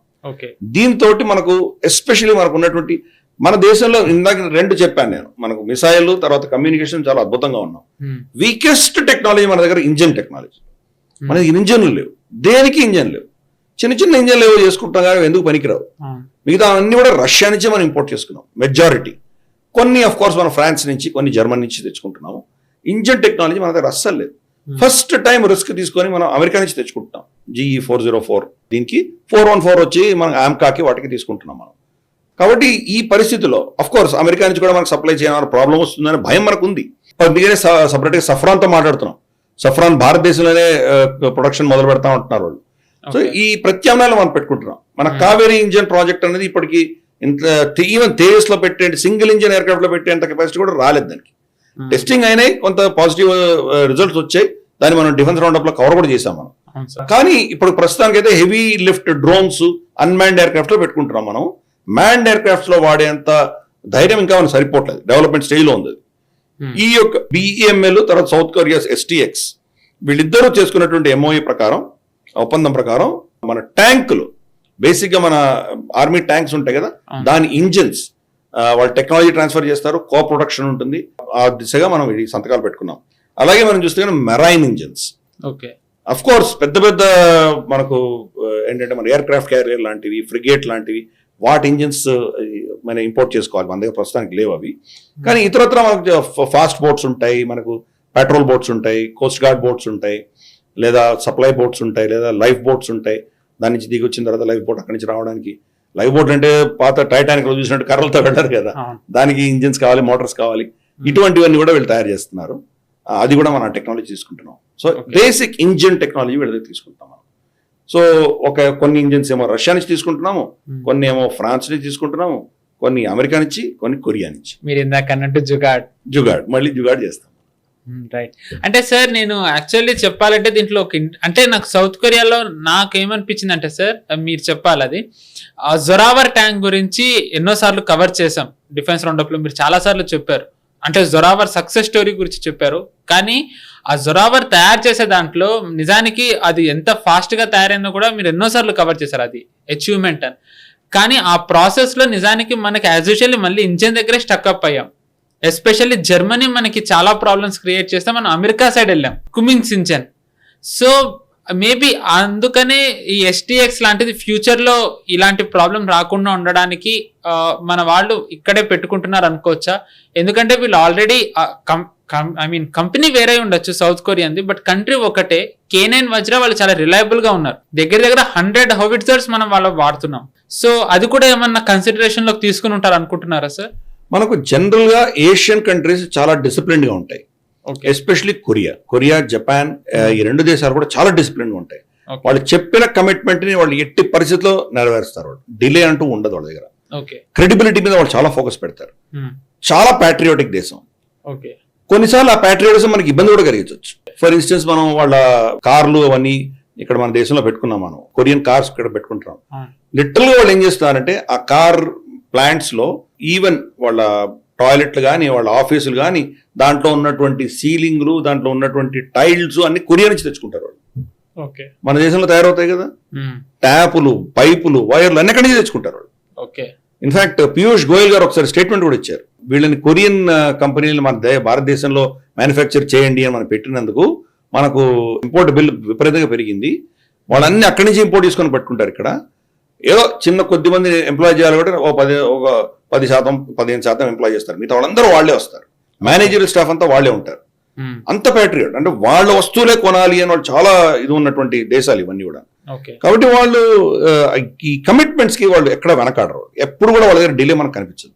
వెస్ట్ లో ఉన్నటువంటి డిలే కనిపించదు. జర్మనీలో మనం చూసాం, ఎస్పెషల్లీ ఆ సోషలిస్ట్ పార్టీ వాళ్ళ ఈ ఐడియాలజికల్ ఛాందసం చెత్త అంతా మనం చూసాం. మనం యానెలినా బెర్బాక్ ఇప్పుడు ఆవిడ దిగిపోతుంది, కొత్త ఛాన్సలర్ వచ్చిన తర్వాత. ఇంకా right now she still the foreign minister. Kashmir వ్యతిరేకంగా మాట్లాడడం, భారతదేశాన్ని మీద మారల్ లెక్చర్స్ ఇవ్వడం, మణిపూర్ మీద మాట్లాడడం, ఇలాంటి చెత్త అంతా చేస్తున్నారు వాళ్ళు. కాబట్టి వాళ్ళు అదే పనిగా చేశారా లేదా వాళ్ళకి నిజంగా టెక్నికల్ ప్రాబ్లమ్స్ వచ్చి ప్రొడక్షన్లో ఏమైనా డిస్రప్ట్ అయిందో మనకు తెలియదు. అందుకని ఇన్ని ప్రత్యామ్నాయాలు పెట్టుకుంటున్నాం మనం. జర్మనీ, USA, కొరియా అన్ని పెట్టుకుంటున్నాం. At least one is assured. మనం ఆల్రెడీ వజ్రాలో చూసాం మనం. ఇతరత్ర కూడా మనకి ఎక్కడ కూడా కొరియా నుంచి కొన్నవి దేంట్లో కూడా డిలే అవ్వలేదు, మనకి వచ్చాయి. కానీ మనం ఈ యొక్క ఆప్షన్స్ పెట్టుకోవడం వల్ల ఎవరు మనల్ని సింగిలర్ గా బ్లాక్మెయిల్ చేయలేరు. సో ఆ దిశగా మనం ప్రయత్నాలు చేస్తున్నాము. ఇప్పుడు ఈవెన్ GE కూడా ఇంజన్ మనకు రాబోయే మేబీ 5-6 ఏళ్లలో మనం కనీసం ఆ స్తోమత, ఆ శక్తి పెంచుకోవాలి. సింగిల్ ఇంజిన్ ఎయిర్ క్రాఫ్ట్స్ లో మనం కావేరీ పెట్టగలిగినటువంటి క్షమత రావాలి మనకి. పాజిటివ్ సైన్సే ఉన్నాయి, కానీ బహుశా ఇంకో 4-5 ఏళ్ళు పడుతుంది నేను అనుకుంటున్నాను ప్రోటోటైప్ టెస్ట్ చేయడానికి కూడా. ఆ టెస్ట్ అయిన తర్వాత బహుశా ఇంకొక దశకం పడుతుంది కంప్లీట్ ఫుల్ రేంజ్ మనం ఆ లెవెల్కి వెళ్ళడానికి. అంటే ఒక 10-15 సంవత్సరాలు ఇంకా మనం వెనకబడి ఉన్నాం. అంతవరకు మనం తప్పదు, ఇట్లాంటి వాళ్ళ దగ్గర తీసుకోక తప్పదు. కొరియా లాంటిది మనకు ఒక సేఫ్ బెట్, అది మిగతా వాళ్ళు మనల్ని డిలే చేసి బ్లాక్మెయిల్ చేసేటువంటి పరిస్థితులు లేకుండా వీళ్ళ దగ్గర తీసుకుంటున్నాము. ప్లస్ కో ప్రొడక్షన్ అంటే పెట్టుకుంటున్నాం కాబట్టి సప్లై చైన్స్ మనకు తెలుస్తాయి. కొన్ని క్రిటికల్ కాంపోనెంట్స్ వాళ్ళ దగ్గర ఎలాగో ఉంటాయి, దాన్ని మనం ఆపలేముందని. బట్ లార్జ్లీ మనం కొంత దీని యొక్క సెక్యూరిటీ అన్నది మనకు మన ఇంజిన్కి సంబంధించి మనం తెచ్చుకోవచ్చు వీళ్ళ దగ్గర. Right sir.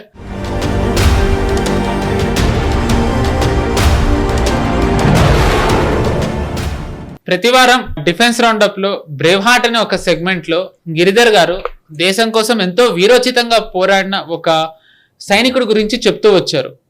అందులో భాగంగానే ఈరోజు పారాట్రూపర్ సంజోగ్ ఛత్రి అని ఆయన గురించి చెప్పబోతున్నారు.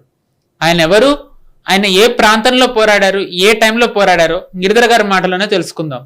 సార్, డిఫెన్స్ రౌండప్ స్టార్ట్ అయినప్పటి నుంచి బ్రేవ్ హార్ట్ లో ఆ టైమ్ లైన్స్ చూసుకున్నట్టయితే ఆల్మోస్ట్ చాలా కవర్ చేశారు. అంటే మనం కాశ్మీర్ నుంచి తీసుకున్నట్టయితే 65 వార్ కానివ్వండి, 71, ఇన్ఫాక్ట్ చెప్పాలంటే UN లో మన వాళ్ళు వెళ్ళింది కానివ్వండి, శ్రీలంకకి వెళ్ళింది, ఇలా చాలా నార్త్ ఈస్ట్.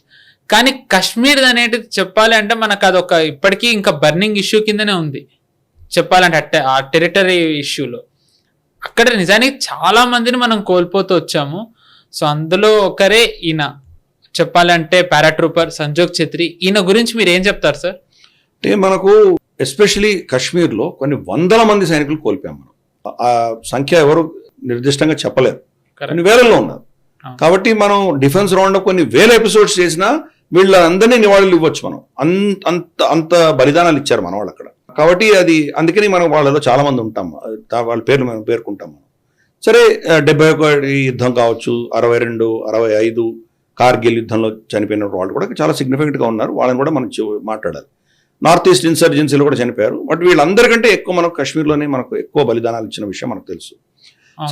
సంజోగ్ ఛత్రి అన్నటువంటి అతను సిక్కింలో జన్మించారు. అతను 82లో సిక్కింలో జన్మించారు. ఆయన గోర్ఖా రైఫల్స్లో అతను నియుక్తులయ్యారు, పారాట్రూపర్గా అని ఉన్నారు. ఆయన డిప్లాయ్మెంట్ కాశ్మీర్లో ఆయన పోస్టింగ్ వెళ్తే అక్కడ ఒక పర్టికులర్ ఏరియాలో ఒక నాకాలో వీళ్ళు టెర్రరిస్టులు అందరూ ఉన్నారు అని చెప్పి తెలిస్తే దానికి వీళ్ళని 20 మందిని పంపించారు. మీరు వెళ్ళి దానికి వలయం పన్నండి, అక్కడ వాళ్ళని ఎలిమినేట్ చేయండి అని వీళ్ళకి టాస్క్ ఇచ్చారు. సో వీళ్ళందరూ వెళ్ళి దాన్ని సరౌండ్ చేసి దాన్ని ఐసోలేట్ చేయగలిగారు. అంటే తప్పించుకోలేకుండా సరౌండ్ చేశారు. కానీ వాళ్ళు ఏంటంటే ఎప్పుడు కూడా టెర్రరిస్టులు ఒక అడ్వాంటేజ్ పొజిషన్లో ఉంటారు. వాళ్ళు ఇంటి లోపల ఉంటారు, ఆర్ ఏదో ఒక క్లోజ్ దీంట్లో ఉంటారు. వాళ్ళు ఎక్కడున్నారో మనకు తెలియదు. ఒక విండో నుంచి కాలిస్తే ఇంకెవరో ఇంకెక్కడి నుంచి కాలిస్తే, కాబట్టి వాళ్ళని డిటెక్ట్ చేయడం చాలా కష్టం. ఎక్కడి నుంచి మీకు ఫైర్ వస్తుందో తెలియదు మనకి. లోపల లైట్లు ఆఫ్ చేసేసి కొడతారు వాళ్ళు. ఆ ఫైరింగ్ వస్తున్నప్పుడు మనం ఎక్కడ వస్తుందో చూసే పరిస్థితి ఉండదు. మనం డైరెక్ట్గా మన మీద బుల్లెట్స్ వస్తుంటే కూడా తప్పించుకోవాలి. కాబట్టి వాళ్ళని పిన్ పాయింట్ చేయడం చాలా కష్టం. ఇదే మనం ఈవెన్ ముంబై అటాక్స్లో కూడా చూసాం. మనం ఒక ఫ్లోర్లో ఫైరింగ్ చేసేవాళ్ళు ఇంకో ఫ్లోర్కి వెళ్ళిపోయేవాళ్ళు. ఈ ఫ్లోర్ అనుకుంటే కనుక పై ఫ్లోర్ నుంచి ఫైరింగ్ చేసేవాళ్ళు. ఇలా వాళ్ళ టాక్టిక్స్ మారుతూ ఉంటారు. మారుతూ వీళ్ళని ఒక విధమైనటువంటి డైవర్షనరీ టాక్టిక్ చేసి వాళ్ళు అటాక్ చేస్తారు. అటువంటి పరిస్థితి ఇక్కడ కూడా జరిగింది. హెవీ ఫైర్ అంతా వీడి చుట్టూ సరౌండ్ చేసిన హెవీ ఫైర్ వచ్చింది. మరి దీన్ని ఎలా హౌ టు హ్యాండిల్ ఇట్, దీన్ని ఏదో విధంగా దాన్ని ట్యాకిల్ చేయాలి కదా అని చెప్పేసి ఈయన సంజోగ్ ఛత్రి గారు దాన్ని పాకుకుంటూ మెల్లిమెల్లిగా వెళ్ళిపోయి ఒక 100 మీటర్ల దూరం వెళ్ళాక ఆయన ఒక ట్రూపర్ని, ఒక టెర్రరిస్ట్ని చంపేశారు. ఆయన ఇంకా ముందుకు వెళ్ళేసరికి ఫైరింగ్లో ఈయనకు బుల్లెట్స్ తగిలాయి. ఆయన ఇంకొక టెర్రరిస్ట్ని చంపారు. ఇంకా చాలా దగ్గరికి వెళ్ళేసరికి ఇంకా అప్పుడు రైఫల్స్ పనిచేయవు. సో కత్తి తీసి కాంబాట్లో ఆయన ఇంకా ఇద్దరిని చంపారు. ఆయన వీళ్ళని చంపేసిన తర్వాత చాలా హెవీ బుల్లెట్ ఫైర్ రావడంతో ఆయన చనిపోయారు అక్కడ. సో ఇంతమంది న్యూట్రలైజ్ చేయగానే వాళ్ళ వలయంలో వాళ్ళు వేసుకున్నటువంటి గ్రిడ్లో దెబ్బతినింది. కాబట్టి ఇమ్మీడియట్గా మన వాళ్ళు వెళ్ళిపోయి అక్కడ వాళ్ళని ఓవర్పార్ చేసి అందరినీ చంపేయగలిగాం మనం. అన్ఫార్చునేట్ ఈయన బలిదానం ఇవ్వాల్సి వచ్చింది. ఆయనకు ఇది 2003లో జరిగింది. ఇది ఏప్రిల్ 22. సో ఆ రోజు ఈ ఘటన జరిగింది. ఆయనకు దాని తర్వాత వచ్చినటువంటి మన ఇండిపెండెన్స్ డే సెలబ్రేషన్స్లో ఆయనకు అశోక్ చక్ర అవార్డు చేశారు. అశోక్ చక్ర మనకు తెలుసు పీస్ టైంలో, అంటే యుద్ధం లేని సమయంలో జరిగినటువంటి బలిదానాలకు హయ్యెస్ట్ అవార్డు అనేది అశోక్ చక్ర ఆయనకు ఇవ్వడం జరిగింది. సో సిక్కిం నుంచి వచ్చినటువంటి వ్యక్తి. సిక్కిం ఈయన పుట్టింది 82లో. సిక్కిం మన దేశంలో విలీనమైందే 75లో విలీనమైంది.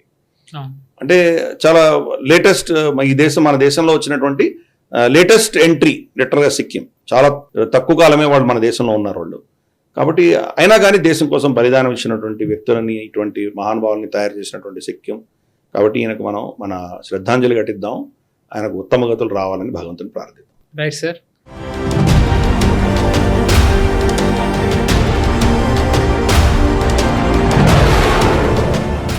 మామూలుగా డిఫెన్స్ రౌండప్ లోని వెపన్ అనే ఒక సెగ్మెంట్ లో గిరిధర్ గారు అనేక రకాల వెపన్స్ కానివ్వండి, లేకపోతే ఆ వెపన్స్ ని కౌంటర్ చేసే టెక్నాలజీ కానివ్వండి, ఇలాంటివి ఎన్నో అంశాల గురించి గిరిధర్ గారు చెప్తూ వచ్చారు.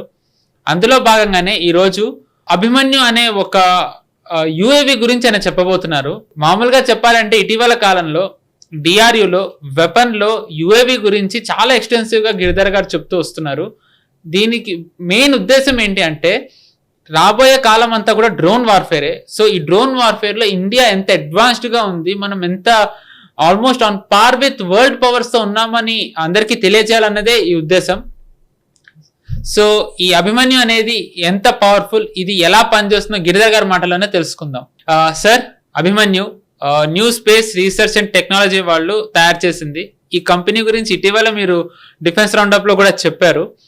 సో దీని గురించి మీరు ఏం చెప్తారు సార్? ఇందాక ఇంట్రోలో చెప్పినట్టుగా డిఫెన్స్ దాంట్లో న్యూస్ లో కానివ్వండి, వెపన్ లో కంపెనీలో ఎక్కువ డ్రోన్స్ గురించి ఎక్కువ చెప్తూ వస్తున్నారు. సో రాబోయేదంతా డ్రోన్సే కాబట్టి చెప్పాలంటే దాని గురించి తెలియడం ఇంపార్టెంట్. సో అందులో భాగంగానే అభిమన్యు అన్వేల్ చేశారు రీసెంట్లీ. దీని గురించి మీరు ఏం చెప్తారు సార్? అంటే మనకు జనరల్గా డ్రోన్స్ అంటే కనుక మనకు పెళ్లిళ్లలో, బర్త్డే పార్టీల్లో పైన తిరిగే డ్రోన్ అంటే అదే డ్రోన్ అని చాలా మంది అనుకుంటుంటారు. డ్రోన్ అనేది చాలా జెనరిక్ టర్మ్. నార్మల్గా దీనికి ఏం చెప్పాలంటే అన్మాన్డ్ ఏరియల్ వెహికల్ అనడం బహుశా కరెక్ట్. అది ఇటువంటివి మనకు చూస్తే కనుక వీళ్ళు చేసినటువంటి అభిమన్యు లాంటివి అయితే కనుక అన్మాన్డ్ ఎయిర్ క్రాఫ్ట్స్ అని పిలవాలి. చాలా పెద్దది, చిన్నది కాదు. ఆఫ్ కోర్స్ బైరాట్కర్ లాంటి అంత పవర్ఫుల్ ఉన్నటువంటి కాకపోవచ్చు, కానీ బట్ దీని కెపాసిటీ దీనికి ఉన్నది. దీన్ని తయారు చేసింది ఎందుకంటే కనుక లాయల్ వింగ్ మెన్ అని దీనికి పేరు పెట్టారు.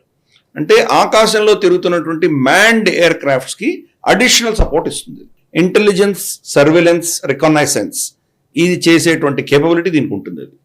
కాబట్టి దీన్ని లాంచ్ చేసిన తర్వాత రమారమి 1000 కిలోమీటర్ల పరిధిలో ఇది తిరిగి, ప్లస్ అక్కడి నుంచి ఇంకొక 500-600 కిలోమీటర్ల దూరంలో చూడగలదు, ఏం జరుగుతుంది మొత్తం ఇన్ఫర్మేషన్ ఇవ్వగలదు. అది ఈ యొక్క పైన ఆకాశంలో తిరుగుతున్నటువంటి మేజర్ ఎయిర్ క్రాఫ్ట్స్, మనకు మిగ్గులు కావచ్చు, సుకోయిలు కావచ్చు, లేదా మనకు తేజస్సులు కావచ్చు, మిరాజులు కావచ్చు, ఏమేమి వెళ్తున్నాయో వాటితోటి మాట్లాడుతుంటుంది. సో అడిషనల్ ఇన్ఫర్మేషన్ ఇస్తుంది. సో మనకు శాటిలైట్ నుంచి రావడానికో లేదా గ్రౌండ్ రెడార్సో, నేత్ర, వీటి నుంచి వచ్చే లేటెన్సీస్ కొంత ఉండొచ్చు, కానీ ఇక్కడ కరెక్ట్ పర్ఫెక్ట్ వీళ్ళకి ఇమ్మీడియట్ సిచ్యుయేషన్ అవేర్నెస్ ఈ ఎయిర్ క్రాఫ్ట్స్కి ఇవ్వగలవు. వాటిలో కూడా ఏంటంటే దీన్ని కంట్రోల్ చేసేది కూడా మళ్ళీ అతనే కంట్రోల్ చేయగలడు. లాంచ్ ఎక్కడి నుంచే రావచ్చు, కానీ దాని యొక్క కంట్రోల్ మెనూవరింగ్, ఇక్కడి నుంచి రైట్ తిరుగు, లెఫ్ట్ తిరుగు, ఎక్కడికి వెళ్ళాలో మొత్తం అంతా కూడా అతను కంట్రోల్ చేయగలడు. తనకు ఏ ఏరియాలో తనకి అడిషనల్ ఇన్ఫర్మేషన్ కావాలో ఆ అడిషనల్ ఏరియాకి పంపించవచ్చు. సపోజ్ అది కనుక కంటెస్టెడ్ ఎయిర్ స్పేస్ ఉంటుంది. కంటెస్టెడ్ ఎయిర్ స్పేస్ అంటే దీంట్లో ఇద్దరు ఉన్నారు కాబట్టి దీంట్లో ఎవరు కంప్లీట్ ఆధిపత్యం ఉంది అని చెప్పలేనటువంటి ఎయిర్ స్పేస్ ని కంటెస్టెడ్ ఎయిర్ స్పేస్ అంటారు. దాన్ని దాటితే మనం సురక్షితంగానే ఉన్నాం, ఆ స్పేస్ దాటితే శత్రువు కూడా సురక్షితంగానే ఉంటాడు. ఈ మధ్యలో ఎవరైనా కొట్టచ్చు. అటువంటి ప్లేస్కి పంపించాలంటే దీన్ని పంపిస్తారు. ఇది వెళ్ళి అక్కడ మొత్తం ఇన్ఫర్మేషన్ గ్యాదర్ చేస్తుంటుంది. ఒకవేళ దాన్ని షూట్ డౌన్ చేసినా మనిషి నష్టం లేదు, పైలట్ నష్టం లేదు, కాబట్టి అది పోయినా కానీ మనకు పర్వాలేదు. అటువంటి కంటెస్టెడ్ టెరిటరీలో దీన్ని పంపిస్తారు. కంటెస్టెడ్ టెరిటరీలోకి వెళ్ళి ఇన్ఫర్మేషన్ ఇస్తుంది. దాని ఆధారంగా తను ఏమైనా రియాక్ట్ అవ్వచ్చు. ఫర్ ఇన్స్టెన్స్ మనకు బీవీఆర్ మనం మాట్లాడాం, బియాండ్ విజువల్ రేంజ్, ఇవి ఉంటాయి. లేదా వాటిని లాక్ చేయడానికి కొన్ని అక్కడ వస్తున్నటువంటి ఫర్ ఇన్స్టెన్స్ JF-20 రావచ్చు, మనకు చైనీస్ JF-20 రావచ్చు. ఆ సిచ్యుయేషన్ అవేర్నెస్, ఇది అక్కడికి వెళ్ళి JF-20ని ఐడెంటిఫై చేసి దాని కోఆర్డినేట్స్ ఇస్తే కనుక JF-20 దీన్ని షూట్ డౌన్ చేసినా కానీ కూడా ఆ కోఆర్డినేట్స్ ఆధారంగా వీళ్ళ దగ్గర ఉన్నటువంటి రెడార్స్ని పట్టుకొని దాన్ని లాక్ చేయొచ్చు. లాక్ చేస్తే కానీ అది ఎటు వెళ్తుంటే అటు వెళ్ళి దాన్ని మళ్ళీ దాన్ని ట్యాకిల్ చేయగలరు. కాబట్టి దానికి ఒక అడిషనల్ సపోర్ట్ ఇస్తుంది. కాబట్టి దీన్ని లాయల్ వింగ్ మెన్ అని పేరు పెట్టారు దీనికి. అఫ్ కోర్స్ ఈ కంపెనీ ఏదైతే ఉందో వాళ్ళు దాన్ని అభిమన్యు అని పేరు పెట్టారు. ఇది అఫ్ కోర్స్ ఇప్పుడు ఉన్నటువంటిది 1000 కిలోమీటర్ల దాకా దీనికి ఎండ్యూరెన్స్ కేపబిలిటీ ఉంది. దీన్ని ఇంకా ఇంక్రీజ్ చేయబోతారు. ఇది ఫస్ట్ వర్షన్ మాత్రమే. సో రాబోయే రోజుల్లో దీని అఫ్ కోర్స్ ఎన్హాన్స్మెంట్స్ ఇంకా రాబోతున్నాయి. ఎనివే ఈ యొక్క ఇటువంటి మనకు ఈ న్యూ ఏజ్ టెక్నాలజీ, ఈ అన్మాన్డ్ టెక్నాలజీలో మనం క్రమేపీ మెట్లు ఎదుగుతూ వెళ్తున్నాం మనం. అది మన డిఫెన్స్ రౌండప్ లో, ప్రతి డిఫెన్స్ రౌండప్ లో ఏదో అంశంలో చర్చిస్తున్నాం. స్వామ్ డ్రోన్స్ కావచ్చు, లేదా సాఫ్ట్ కిల్స్ కావచ్చు, లాస్ట్ టైం మనం నెట్ గ్రానైడ్ గురించి మాట్లాడాము. ఇలా ఎన్నో అంశాల్లో డ్రోన్ టెక్నాలజీలో మనం ఎటువంటి పురోగతి సాధిస్తున్నాం చెప్పే ప్రయత్నం చేస్తున్నాం. కాబట్టి ఈ అస్త్రాల సెక్షన్ లో మనం అభిమన్యు గురించి కూడా ప్రజెంట్ చేస్తున్నాం. Right sir.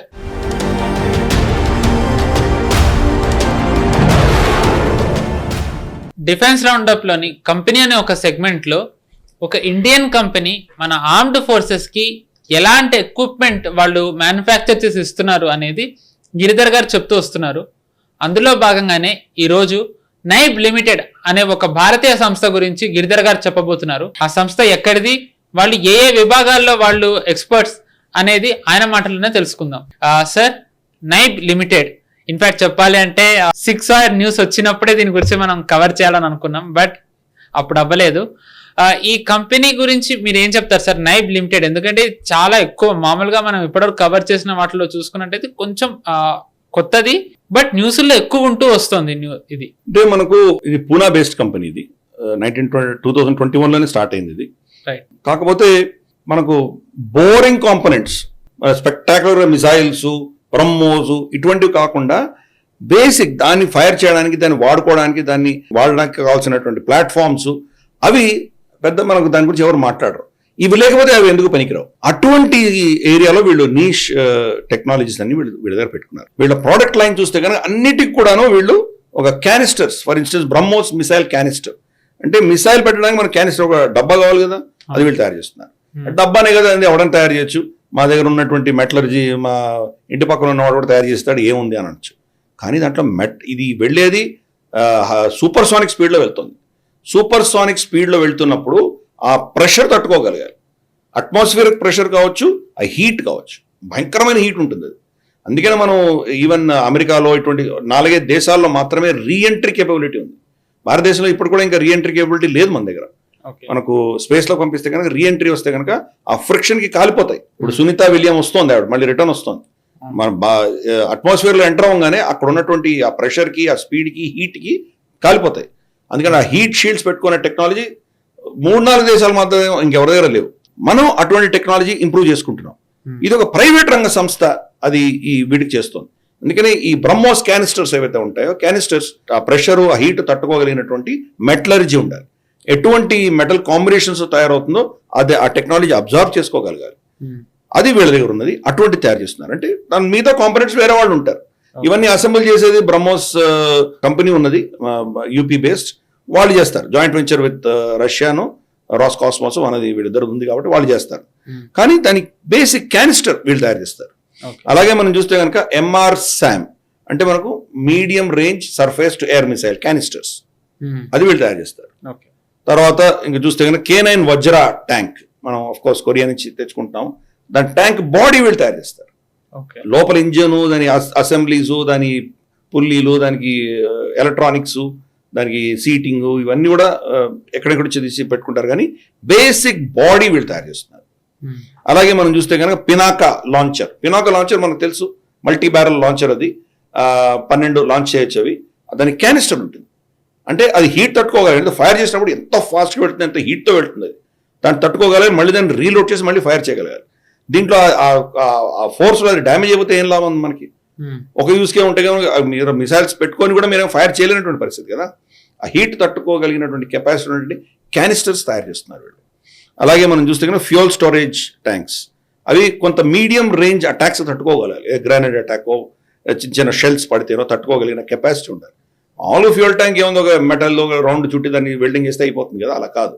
ఒక కొంత సర్టన్ డిగ్రీ ఆఫ్, పెద్ద మిసైల్ కొడితేనే ఏది తట్టుకోలేదు, but at least to some extent some calibre attacks తట్టుకోగలిగినటువంటి ఫ్యూయల్ ట్యాంక్స్ చేస్తున్నారు వీళ్ళు. అలాగే రడ్డర్ బ్లేడ్స్ అంటారు. రడ్డర్ బ్లేడ్స్ అంటే మనకు షిప్పుల్లో మనం చూస్తాం కదా, దాని నావిగేషన్కి రడ్డర్స్ ఉంటాయి. షిప్పులు, బోట్లు, సబ్మెరీన్స్, వీటికి రడ్డర్స్ ఉంటాయి. ఆ రబ్బర్ బ్లేడ్స్ తయారు చేస్తున్నారు. ఇవి రొమాంటిక్ కాకపోవచ్చు, వీళ్ళు సబ్మెరీన్ మొత్తం తయారు చేయకపోవచ్చు, SSBలు, SSNలు తయారు చేయకపోవచ్చు, కానీ ఆ రడ్డర్స్ ఎంత క్రూషియల్. ఒక పార్ట్స్ రేపు నిజంగా మనకు ఉన్నటువంటి సబ్మెరీన్స్కి ఏమైనా దెబ్బ తగిలితే వీళ్ళు ప్రొవైడ్ చేయగలరు. అలాగే షిప్స్లో కానీ, బోట్స్లో కానీ వీటికి ప్రొవైడ్ చేయగలరు. ఆ రడ్డర్ టెక్నాలజీ వీళ్ళ దగ్గర ఉంటుంది. అలాగే సబ్మెరీన్ లాంచ్డ్ క్రూజ్ మిసైల్స్, దానికి నీళ్ళలో ప్రెషర్ ఉంటుంది, కొన్ని బయటకు వెళ్ళే ప్రెషర్ ఉంటుంది, నీళ్ళలో ప్రెషర్. ఆ స్పీడ్ మెయింటైన్ చేయాలి, అటు వెళ్ళిన తర్వాత నావిగేషన్ మేనేజ్ చేసుకుంటూ వెళ్ళగలగాలి. అది క్రూజ్, మళ్ళీ కమాండ్ బట్టి క్రూజ్ మారుతూ ఉండాలి. దాని ఆ ప్రెషర్ అంతా వీటి స్టాండ్ చేసుకునే కెపాసిటీ ఉన్నటువంటి ఆ క్యానిస్టర్ తయారు చేస్తున్నారు. దాని బేసిక్ బాడీని వీళ్ళు తయారు చేస్తున్నారు. అలాగే మనకు ఆక్సిజన్ జనరేషన్ ప్లాంట్స్, అంటే ఇవన్నీ చాలా క్రూషియల్. యుద్ధం చేయడానికి, అస్త్రాలు ప్రయోగించడానికి, మన సైన్యానికి కానీ నేవీకి కానీ వీళ్లకు అడిషనల్ శక్తిని, పవర్ని ఇస్తున్నటువంటి ఈ బేసిక్ ఇంజనీరింగ్ కాంపనెంట్స్ అని, మెటలర్జీ, దాని బేసిక్ ప్లాట్ఫామ్స్ అని కూడా వీళ్ళు తయారు చేస్తున్నారు. 2021 అంటే 4 సంవత్సరాలు అవ్వలేదు, అంతలోనే వీళ్ళు ఇన్ని క్రూషియల్ కాంపనెంట్స్ వీళ్ళు చేస్తున్నారు. లేకపోతే ఇవన్నీ ఇంపోర్ట్ చేసుకోవాల్సిన పరిస్థితి మనకు. గతంలో ఉన్నట్టు మల్టీ బ్యారల్ లాంచర్స్ ఏవైతే ఉన్నాయో మొత్తం సిస్టమ్ ఇంపోర్ట్ చేసుకునేవాడు. ఇప్పుడు ఇప్పుడు కూడా చూసామంటే మనం S-400 అయితే మనం రష్యా నుంచి ఇంపోర్ట్ చేసుకుంటున్నామో ఆ క్యానిస్టర్లన్నీ వాళ్ళు ఇస్తున్నారు మనకి. అఫ్ కోర్స్ రాబోయే కొన్ని సంవత్సరాల్లో ఇటువంటి కంపెనీలు మెల్లిగా దాన్ని మనం ఇండియన్స్ చేసేస్తాం. మనం ఆ క్యానిస్టర్ కూడా మనమే తయారు చేసుకోవడం మొదలు పెడతాం. ఎలాగైతే బ్రహ్మోస్తి మనమే తయారు చేస్తున్నాం, ఇప్పుడు గతంలో ఇంపోర్ట్ చేసుకున్నాం. కాబట్టి అంత అద్భుతమైనటువంటి ఒక ఆత్మ నిర్భరత పెంచుకునే దిశగా మొన్ననే స్టార్ట్ అయినటువంటి కంపెనీ ఇంత లెవెల్లో వచ్చినట్టుగా వాళ్ళందరూ కూడా అభినందించాలి. మనం వీళ్ళ మీద నమ్మకం ఉంచినందుకు మన ప్రభుత్వానికి, మన ఆర్మ్డ్ ఫోర్సెస్ కూడా మన అభినందన తెలపాలి. Right sir, thank you very much sir. ఎప్పట్లానే ఎంతో వాల్యుబుల్ ఇన్ఫర్మేషన్ని నేషనల్ స్టాప్ ప్రేక్షకులకు ఇచ్చారు. Thank you very much. నమస్తే. చూశారు కదా, ఇది ఇవాల్టి డిఫెన్స్ రౌండప్. ఇవాల్టి డిఫెన్స్ రౌండప్ ఎలా అనిపించిందో కామెంట్స్ రూపంలో మాకు తెలియజేయండి. నేషనల్ స్టాప్ ఛానల్ని సబ్స్క్రైబ్ చేసుకోండి, వీడియోస్ని లైక్ చేయండి, 10 మందికి షేర్ చేయండి. వచ్చే వారం మరో డిఫెన్స్ రౌండప్ ఎపిసోడ్తో మళ్ళీ కలుసుకుందాం. నమస్తే. ఈ వీడియో మీకు నచ్చినట్టయితే లైక్ చేయండి, 10 మందికి షేర్ చేయండి. అలాగే కామెంట్ల రూపంలో మీ అభిప్రాయాలను మాతో పంచుకోండి. National stop group of channels ను సబ్స్క్రైబ్ చేసుకుని తెలుగునాట జాతీయవాద జర్నలిజాన్ని ప్రోత్సహించండి. ఈ వీడియో కింద ఉన్న బెల్ ఐకాన్ పై క్లిక్ చేయడం మర్చిపోవద్దు.